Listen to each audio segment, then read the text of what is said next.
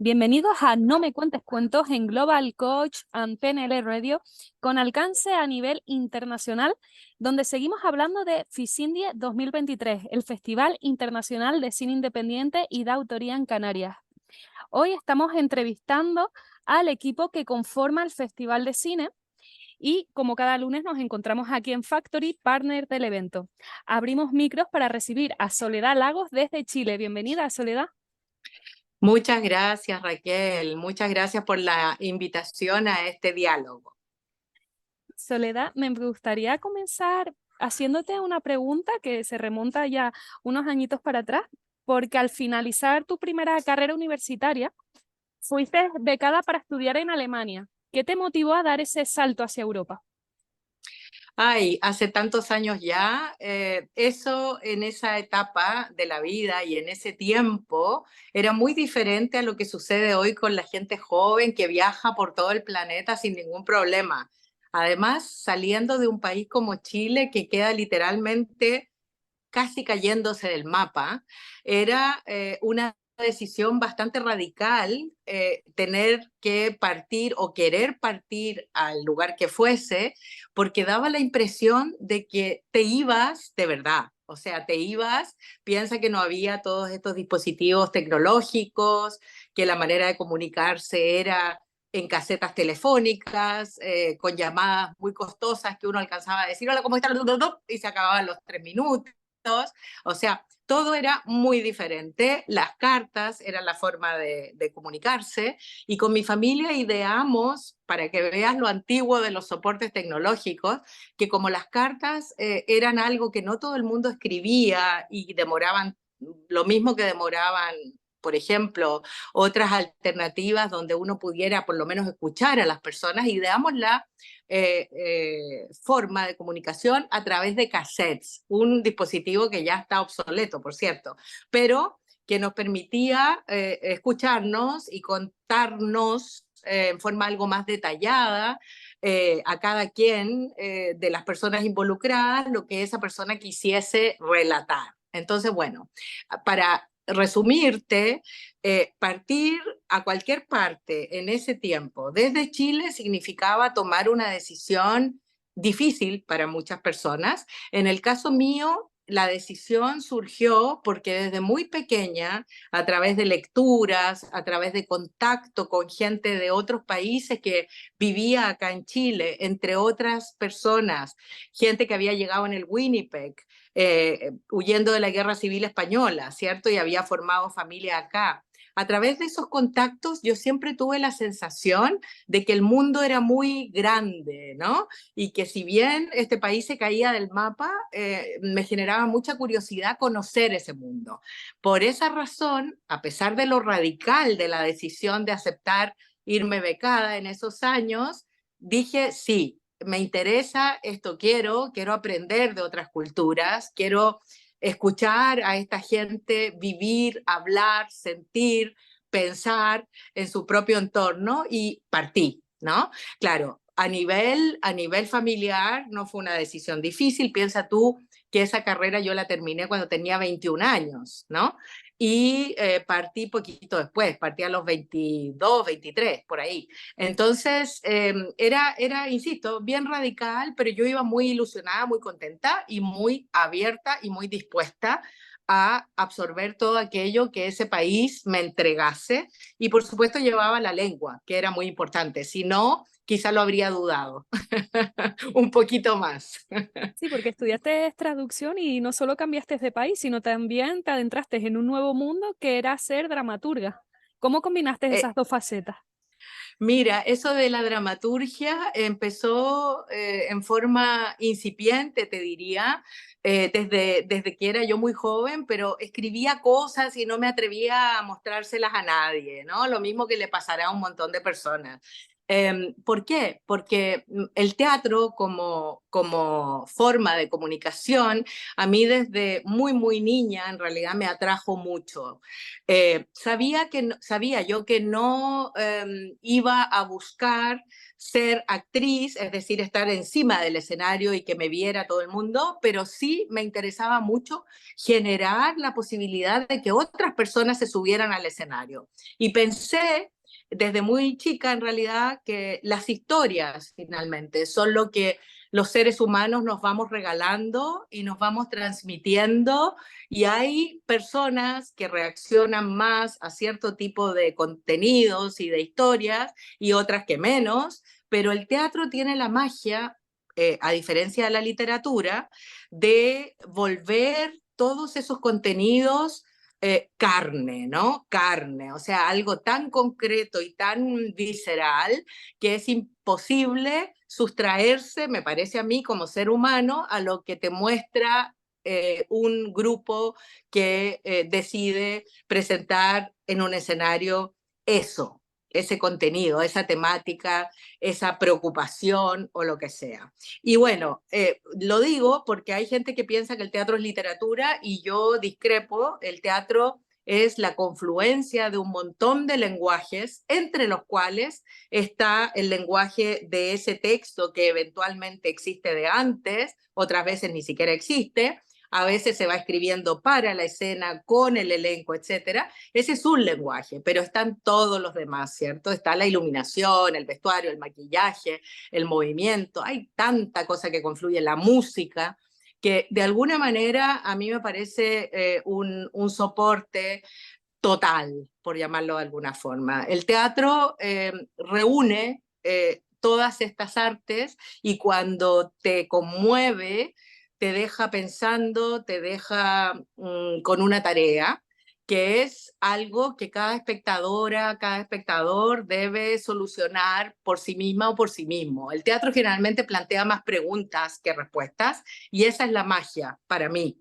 O sea, personalmente me interesa siempre tratar de poner en escena temáticas que dejen a la gente pensando, pero que no hagan más que generar inquietud a través de esas preguntas. No me atraen los panfletos, no me atraen esos textos que son muy, muy convencionales en el sentido de tener que respetar una estructura de planteamiento de la temática, desarrollo de la temática, clímax y desenlace. Eso no es lo mío.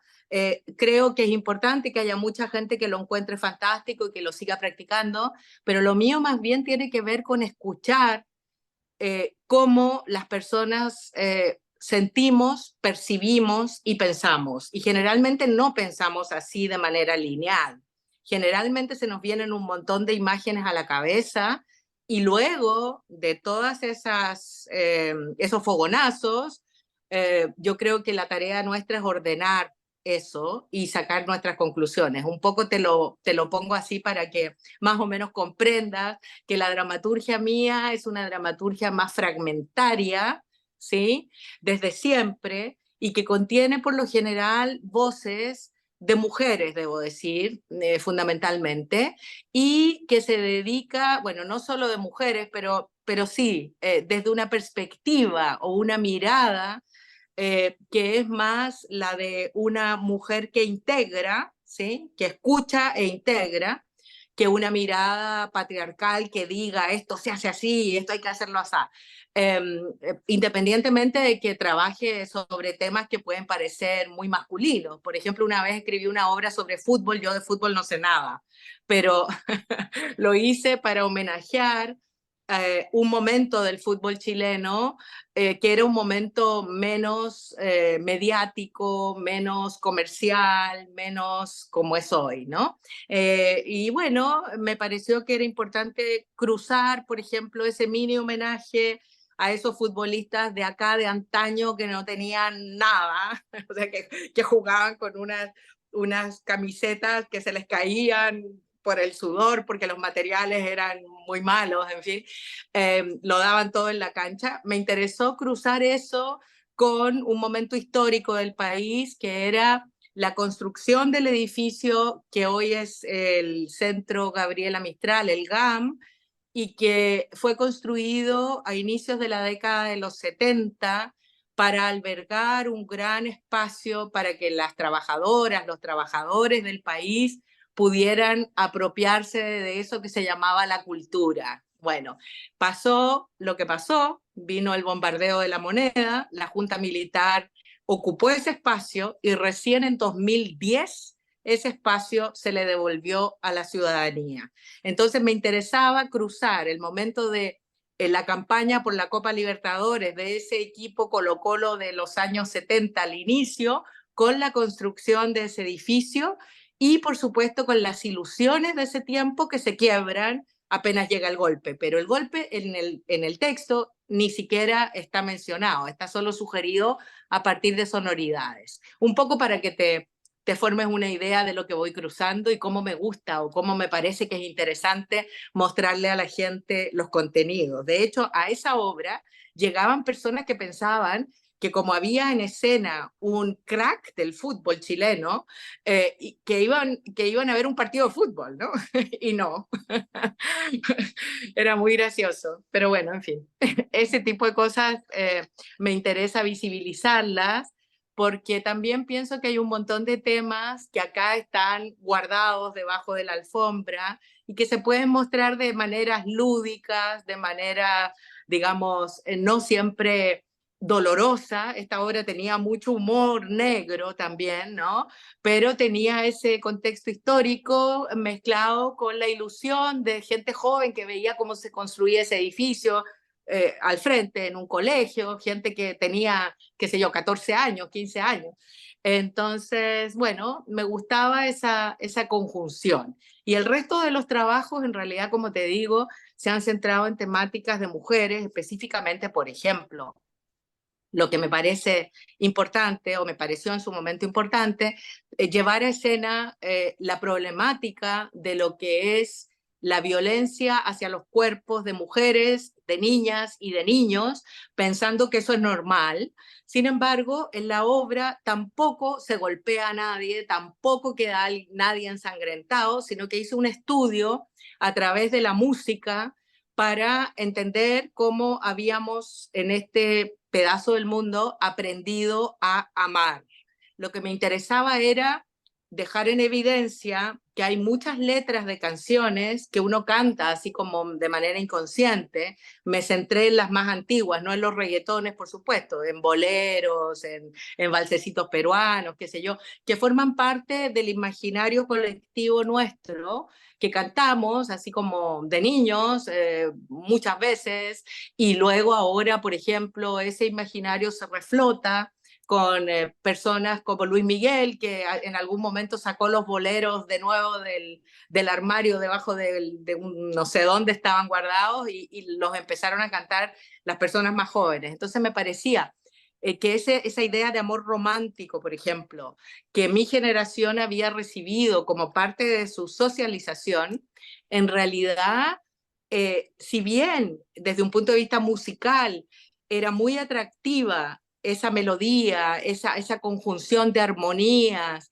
ese manejo del tempo, del ritmo y un montón de cosas, te dejaba una idea de un amor que era un amor que tenía, por ejemplo, a la mujer casi siempre como la malvada, como la mala, como la que abandonaba, como la que hacía daño y dejaba al hombre sufriente y no sé qué. Y todo eso, claro, de alguna manera se queda metido en tu propia forma de percibir el enamoramiento, el amor, y hasta que te das cuenta de aquello y tomas conciencia, puede pasar la vida entera, ¿no? Entonces yo conecté, por ejemplo, esas músicas con la idea de las mujeres aceptando, o ciertas mujeres de edades diferentes, aceptando relaciones en realidad que no tiene ningún futuro, que no tiene ningún sustento más que estar con alguien al lado, solo porque piensan que el amor romántico es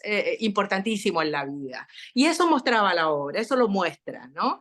¿Te fijas? Pero lo muestra desde de nuevo, fragmentos, ¿no?, que conectan 3 otros espacios, además de lo que te estoy diciendo de la música, y nada, la tarea se la lleva el público, ¿no?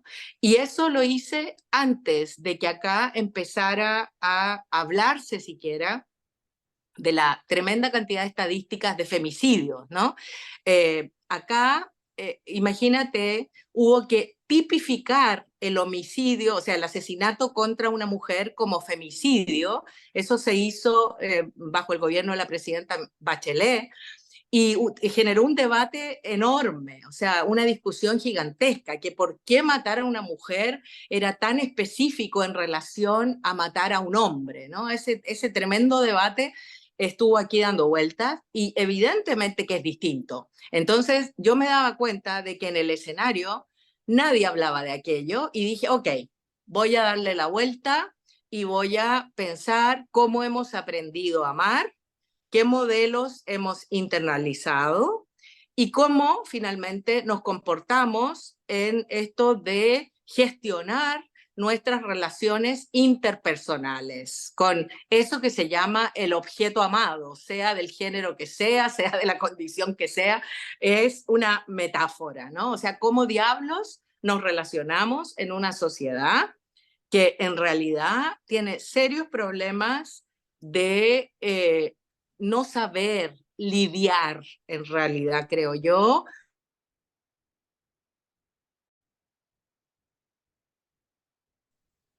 Lo que me interesaba en esa obra y lo que me interesa en general es plantear la dificultad de establecer relaciones interpersonales armónicas, equitativas, igualitarias, inclusivas, amables, etcétera, en un contexto donde lo que se favorece es precisamente lo otro, ¿cierto?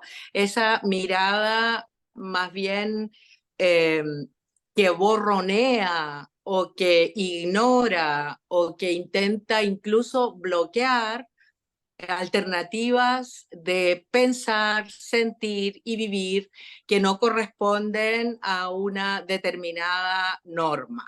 Eso, o sea, eso sobre esa obra para cerrarlo, porque si no podríamos hablar horas.